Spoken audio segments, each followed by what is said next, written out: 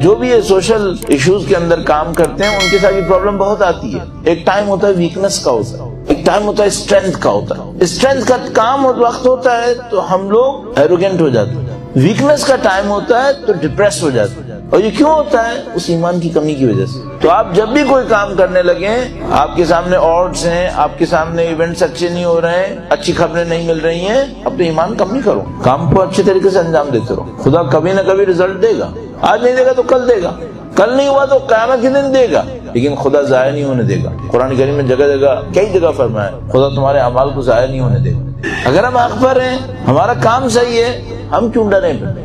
کام کرو. اگر صحیح کام کریں گے, حق کے لیے کام کریں گے, پلاننگ کے ساتھ کام کریں گے, ڈرنے کی ضرورت نہیں. خدا کا کام ہے فتح دے. نہیں بھی ہوا, ہم نے اپنی ڈیوٹیز کو تو پورا کر دیا نا. اور امام خمینی ایک بہت عجیب جملہ فرماتے تھے, وہ کہتے تھے ہمیں ریزلٹس کے لیے رسپانسبل نہیں کیا ہے, ہمیں ایفرٹس کے لیے رسپانسبل کیا ہے.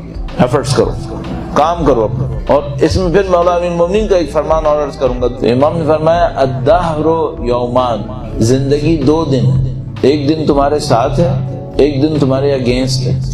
ایک ٹائم آئے گا تمہاری لائف میں جو تمہیں فیور کر رہا ہوگا, ایک ٹائم آئے گا جو تمہارے اگینسٹ چل رہا ہوگا.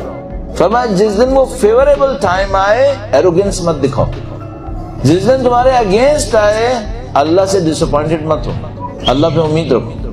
تو آپ جب بھی کہیں ایسی کسی جگہ پر ہوں, آپ نے صحیح کیا تھا, رزلٹ صحیح نہیں ہوا, ڈس اپوائنٹڈ مت ہو.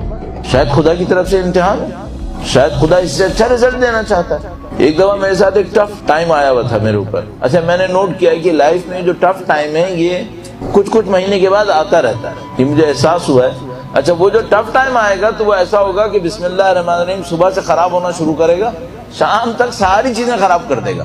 یعنی جہاں سے آپ کو ایکسپیکٹیشن ہی نہ ہو کہ بھائی یہ بھی کہیں خراب ہو سکتا ہے, وہ بھی خراب ہو جائے گا. تو جیسے ہی میرے دن میں کہیں ایسا شروع ہوتا ہے, پہلی بری خبر, دوسری بول, تو میرا کان جو نا ہلنا شروع ہو جاتا ہے کہ آج وہ دن آ گیا ہے بیٹا, آج سنبھلنے کا دن ہے, کیونکہ آج گڑبڑ ہو رہی, صبح سے گڑبڑ ہو رہی ہے. تیسرا, چوتھا, تو پھر میں کوشش یہ کرتا ہوں استغفار بڑھا دیتا ہوں, اللہ کے سامنے استغفار کرنے لگتا ہوں, اور اللہ سے اٹینشن اپنی خدا کی طرف اور دے دیتا ہوں, تاکہ ایسا نہ ہو میں کوئی غلطی کر دوں اس ٹائم کے اندر. اور میں نے دیکھا یہ ٹائم گزر جاتا ہے. ایک دفعہ میرے ساتھ ایسے ہی ٹف ٹائم آیا ہوا تھا, تو میں ایک عالم کے پاس گیا اور ان سے جا کر کہا کہ میرے اوپر ٹف ٹائم آیا ہوا ہے, ایک آدمی ہے وہ میرے اگینسٹ ہے, بہت زیادہ میرے ساتھ انجسٹس کر رہا ہے, تو مجھے کیا کرنا چاہیے؟ کہنا یہ تمہیں کتنا یقین ہے کہ تم حق پر ہو؟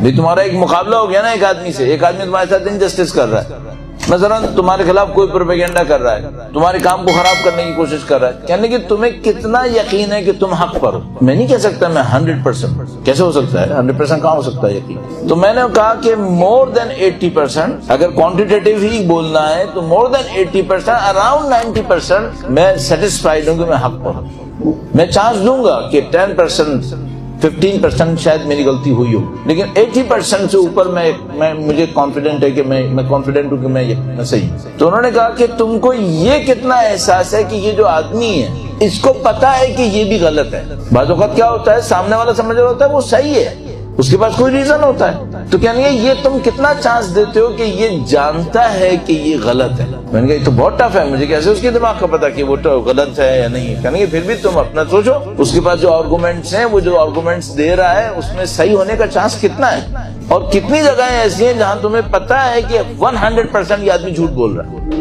مثلا فرض کریں وہ آدمی کہہ رہا ہے کہ بھائی اس نے میرے سامنے یہ گناہ کیا ہے, اب 100% نہیں کیا تم نے, کہنے کہ اتنا کتنا چانس ہے؟ تو میں نے کہا کہ میں ایزیوم کرتا ہوں کہ 50-60% کم از کم اس کو پتا ہے کہ یہ جھوٹ بول رہا ہے. 30-40% میں اس کو مارجن دوں گا کہ ایزیوم کر رہا ہوگا کہ میں نے غلط کیا, لیکن 50-60% میں کانفیڈنٹ ہوں کہ اس کو پتا ہے یہ جھوٹ بول رہا ہے. تو کہنے کہ بس میں تم کو پھر ایک خبر دیتا ہوں, تم اس موقع پہ کوئی غلط کام نہیں کرو, تم صبر سے گزار لو, چونکہ یہ خدا کا نظام ہے کہ اگر تمہاری عزت حق پر رہنے کی وجہ سے کم ہو تو اس کا مطلب ہے خدا کوئی بہت بڑا انعام دینے والا ہے.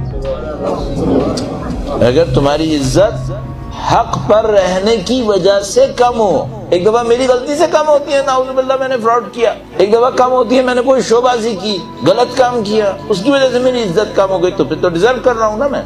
فرمایا اگر تم حق پر ہو, سامنے والے کو پتا ہے تم حق پر ہو, پھر بھی تمہاری بے عزتی کرتا ہے, تو میں اب تمہیں خوشخبری دوں گا میں کہ تمہیں خدا متعال کوئی نہ کوئی بہت بڑا انعام دینے والا ہے، اس کو کراس کرو، اسے گزار جان دو، کچھ مت کرو۔ ایک دفعہ یہ ہوا تو مجھے اس کے بعد ایک اور دفعہ ایک واقعہ ہوا جو اس سے بھی زیادہ خطرناک ہوا، اس میں بھی میری عزت کا معاملہ انوالو ہوا۔ تو مجھے سمجھ میں آیا کہ خدا متعال نے اہل بیت اطہار سلام اللہ علیہ مجمعین کو اتنا عظیم الشان مقام کیسے دیا ہے۔ وہ اپنی عزت سے گزرے ہیں، ظاہری عزت سے، لیکن ذرا اہل بیت کی زندگی دیکھیں۔ جب بھی آپ کسی جگہ پہ زیارت پڑھنے کھڑے ہو نا تو ایک کام یہ کر سکتے ہیں، آپ جب زیارت پڑھتے ہیں ظاہر ہے آپ سب کا نام لے رہے ہوتے ہیں، البتہ بعض اوقات تو ہم لوگ 3 رخ پہ زیارت کر کے ختم کر لیتے ہیں، بعض اوقات سب کے نام لیتے ہیں۔ جس کا نام لیں ذرا اس کی زندگی کے ٹف ٹائم کو سوچیے گا تو آپ کو لگے گا جیسے ان کی زندگی 250 سال ٹف ہی گزری ہے۔ آسان کب تھی؟